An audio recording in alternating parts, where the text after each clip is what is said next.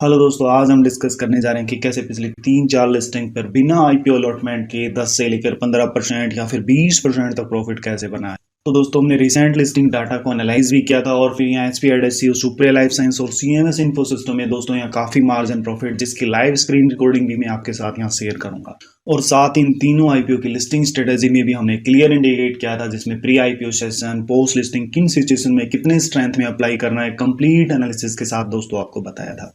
तो I hope यहाँ आपने भी काफ़ी अच्छा प्रॉफिट बनाया होगा। तो दोस्तों, यह वीडियो यदि आपने नहीं देखा है तो जाकर देखिए। ऐसा नहीं कि आपका आईपीओ अलॉटमेंट नहीं हुआ है या फिर आप लिस्टिंग में इंटरेस्टेड नहीं है।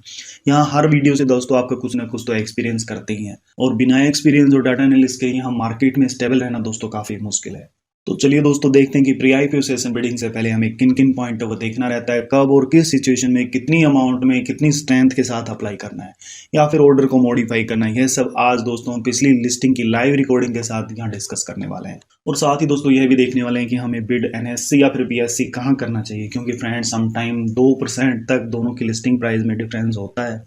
तो फ्रेंड्स, आगे बढ़ने से पहले यदि आपने चैनल को सब्सक्राइब नहीं किया तो रिक्वेस्ट है चैनल को सब्सक्राइब करें। लेटेस्ट जीएमपी दूसरे अपडेट के लिए आप टेलीग्राम चैनल से भी जुड़ सकते हैं। तो चलिए दोस्तों, शुरू करते हैं। उससे पहले एक बात आपको क्लियर समझ लेनी चाहिए कि हर आईपीओ के अलग फंडामेंटल होते हैं, अलग आईपीओ पैरामीटर होते हैं, और सबसे ज़्यादा लिस्टिंग को जो इफेक्ट करता है वह प्रेजेंट कंडीशन होती है। तो यहाँ एक आईपीओ के प्री बिडिंग सेशन प्लान को दोस्तों दूसरे आईपीओ पे अप्लाई करना थोड़ा सा रिस्की हो सकता है। तो यहाँ पिछली कुछ लिस्टिंग में मार्केट सेंटिमेंट है दोस्तों यहाँ सबसे ज़्यादा इफेक्ट डाला है, और अभी प्री आईपीओ एप्लीकेशन के लिए भी कंडीशन दोस्तों सबसे ज़्यादा सुटेबल रही है। तो इन रिसेंट लिस्टिंग के यदि हम चार्ट देखें तो आपको यहाँ दोस्तों क्लियर दिख भी जाएगा। तो दोस्तों, ऐसा नहीं कि मार्केट सेंटीमेंट के अलावा दूसरे पॉइंट इफेक्ट नहीं करते हैं, इफेक्ट तो करते हैं, लेकिन इफेक्ट सबसे ज़्यादा यहाँ मार्केट सेंटीमेंट का ही रहता है। तो जल्दी से यहाँ एक बेसिक एग्जांपल से बेसिक डिटेल्स को देख लेते हैं। उसके बाद दोस्तों पिछली लिस्टिंग की प्री बिडिंग से लेकर सेल तक की स्क्रीन रिकॉर्डिंग के जरिए डेटा को यहाँ डिस्कस करेंगे।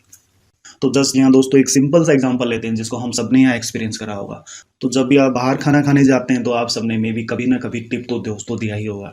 तो दोस्तों यहाँ हमारे पास 3 इनपुट पैरामीटर है। खाने का मटेरियल है, मतलब कंपनी के fundamental, cooking quality means IPO के पैरामीटर, और सर्विस अभी जो प्रेजेंट मार्केट सेंटीमेंट है, और एक आउटपुट टिप यानी कि लिस्टिंग गेन। तो दोस्तों यहाँ जो वेटर को मिलने वाली टिप है यानी कि लिस्टिंग दोस्तों किन किन पॉइंटों से इफेक्ट होगी। मान लेते हैं मटेरियल भी ठीक है और खाना बना भी ठीक ठाक है और सर्विस भी दोस्तों यहाँ नॉर्मल है, तो फिर टिप भी दोस्तों एवरेज ही होगी। तो चलिए अब 50 रुपये दे देते हैं।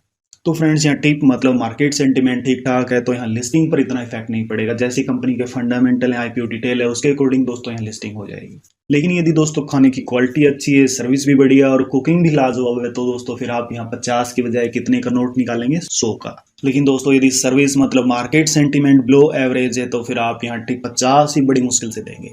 तो बस दोस्तों हमें इसी पॉइंट को ही पकड़ना है। यहाँ अच्छी कंपनी अच्छे आईपीओ पैरामीटर के साथ आई, लेकिन मार्केट सेंटीमेंट नेगेटिव थे, तो फिर दोस्तों यहाँ लिस्टिंग भी काफी नीचे हुई, और हमें इसी लिस्टिंग का प्री आईपीओ सेशन में दोस्तों फायदा उठाना है, क्योंकि दोस्तों यहाँ प्राइस आज नहीं तो 1-2 दिन में ऊपर जाने ही वाले हैं। तो यहाँ दोस्तों और भी पॉइंट होते हैं जो लिस्टिंग गेन को नीचे खींचते हैं, लेकिन सबसे ज्यादा इफेक्ट या नेगेटिव मार्केट सेंटीमेंट करते हैं, जो रिसेंटली हम सब ने भी दोस्तों एक्सपीरियंस किया है।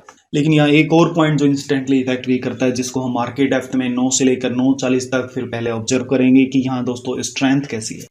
तो दोस्तों हमें यहाँ 9 बजे से वाच लिस्ट में जाना है और कंपनी का नाम सर्च करना है। जैसे हमने यहाँ सुप्रिया लाइफ साइंस आप देख रहे हैं सर्च किया, तो यहाँ बीएससी और एनएससी दोनों को ही यहाँ हम ऐड कर लेते हैं, क्योंकि दोस्तों सम टाइम देखा है कि लिस्टिंग प्राइस बीएससी पर ज्यादा रहते हैं।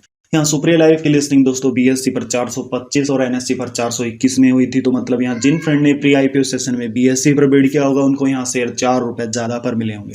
4 रुपए मतलब दोस्तों 1% डिफरेंस होता है। तो क्या हमें हमेशा यहाँ एनएससी पर बिड करना चाहिए?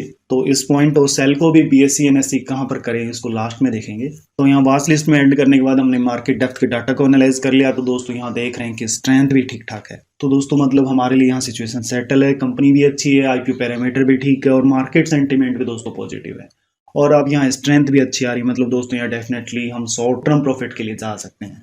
लेकिन यहाँ दोस्तों यदि मार्केट सेंटीमेंट थोड़े मॉडरेट और स्ट्रेंथ भी एवरेज है, तो फिर आप यहाँ पहले से आधे स्ट्रेंथ के साथ अप्लाई करें, जिससे हम रिस्क फैक्टर को भी थोड़ा कवर कर पाएं। और जो फ्रेंड यहाँ पहले से अप्लाई कर चुके हैं उनको यहाँ फिर ऑर्डर मॉडिफाई करना चाहिए। तो यहाँ देख रहे हैं कि बिडिंग बाइंग के लिए 548 पर है, जो 274 के अकॉर्डिंग दोस्तों डबल मतलब अपर सर्किट 100% पर है, जबकि यहाँ प्री आईपीओ सेशन में अपर सर्किट दोस्तों 75% पर होता है। मतलब यहाँ एक्सचेंज ने जब डिमांड ज्यादा आई तो अपर सर्किट को भी दोस्तों इंक्रीज कर दिया।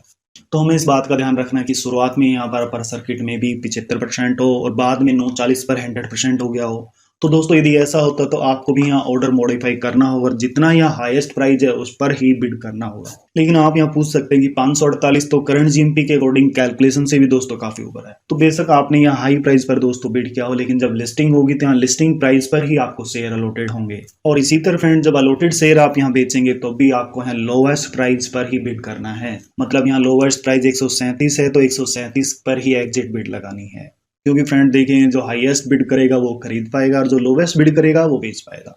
नहीं तो दोस्तों आपका ऑर्डर एग्जीक्यूट नहीं होगा और एक्सचेंज उसे होल्ड पर डाल देगा। तो फ्रेंड्स इन सब बातों को यदि आप प्रैक्टिकल एक्सपीरियंस नहीं करेंगे तो यह समथिंग ऐसा ही है जैसे बिना छुए बस अंदाजा लगाना। तो दोस्तों हम यहाँ यह नहीं करें कि आप अप्लाई ही कीजिए, लेकिन एक शेयर के लिए तो यहाँ अप्लाई कर सकते हैं। यहाँ कोई आईपीओ एप्लीकेशन दोस्तों थोड़ी ना है जहाँ पर 15,000 रुपए ब्लॉक करने ही पड़ेंगे। तो यहाँ लिस्टिंग हो चुकी है एनएससी पर 421 और बीएससी पर 425। जैसे दोस्तों हमने ऊपर डिस्कस किया यहाँ हमें एनएससी पर बिडिंग करनी चाहिए थी, लेकिन दोस्तों हमेशा ऐसा नहीं होता है कि यहाँ बीएससी पर प्राइस ज़्यादा हो और एनएससी पर कम हो। तो मे भी ऐसा हो सकता है, लेकिन दोस्तों हमें 940 पर मार्केट डेप्थ में स्ट्रेंथ रेशियो को देख लेना चाहिए। जहाँ स्ट्रेंथ रेशियो बेचने वाले के कंपेयर में कम है तो दोस्तों हमें वहीं अप्लाई करना चाहिए। तो दोस्तों यहाँ 421 के रेट से एनएससी पर शेयर अलॉट हो चुके हैं। तो यहाँ 9:45 से 10 बजे तक भी मार्केट डेप्थ के डाटा को दोस्तों हमें कंटिन्यू वॉच करना ही रहेगा। तो यहाँ से भी हमें इंडिकेशन मिल जाते हैं कि 10 बजे जब नॉर्मल ट्रेडिंग स्टार्ट होगी तो प्राइजेस किस ओर जाएंगे। तो अब यहाँ 10 बजे नॉर्मल ट्रेडिंग स्टार्ट हो चुकी है, तो अब यहाँ देख पा रहे कि प्राइजेस थोड़े से नीचे आ रहे हैं, क्योंकि यहाँ एक्सपेक्टेड लिस्टिंग 400 के आसपास थी। तो जब यहाँ थोड़ा सा प्रॉफिट बढ़ा फिर यहाँ प्रॉफिट बुकिंग तो दोस्तों रहनी ही थी। तो इन सिचुएशन में दोस्तों हमें रिस्क बेयरिंग कैपेसिटी के अकॉर्डिंग कोई डिसीजन फाइनल कर सकते हैं। तो मैंने यहाँ डिसाइड किया था कि 10% तक मैं यहाँ लॉस अफोर्ड कर सकता हूँ। तो फिर यहाँ दोस्तों मैंने स्टॉप लॉस को 380 पर सेट कर दिया था। तो अब यहाँ नेक्स्ट डे दोस्तों देखिए यहाँ 15% और अगले दिन भी यहाँ 10 से 11% का जंप आया। क्योंकि दोस्तों देखिए जब किसी अच्छी कंपनी की लिस्टिंग प्रेजेंट सेंटीमेंट से थोड़ा नीचे होती है तो फिर यहाँ आपको प्रॉफिट आगे बनने ही वाले हैं। और फ्रेंड्स जब हम यहाँ एग्जिट करेंगे तब भी जो हमने एक पॉइंट ऊपर छोड़ा तो हमें यहाँ बीएससी या एनएससी कहाँ पर सेल करनी चाहिए। तो फ्रेंड तब भी हमें यहाँ देखना होगा कि प्राइजेस कहाँ ज़्यादा है, क्योंकि रेगुलर ट्रेडिंग में तो दोस्तों प्राइस एक जैसे ही रहते हैं, लेकिन लिस्टिंग के कुछ देर बाद तक भी यहाँ डिफरेंस बना रह सकता है। तो यदि आप लिस्टिंग के जस्ट बाद शेयर बेचना चाह रहे हैं तो दोस्तों इसे एक बार देखना जरूरी है। तो friends I hope pre IPO session को लेकर आपके काफ़ी कुछ पॉइंट क्लियर हो चुके होंगे। तो दोस्तों फिर भी यदि कुछ कोई पॉइंट बच जाता है या फिर आपको समझ में नहीं आया तो आप यहाँ कमेंट सेक्शन में डायरेक्टली मुझसे पूछ भी सकते हैं। तो चलिए दोस्तों अभी के लिए इतना ही। वीडियो अच्छा लगा तो एक बार लाइक जरूर करें, चैनल को सब्सक्राइब करें। धन्यवाद दोस्तों।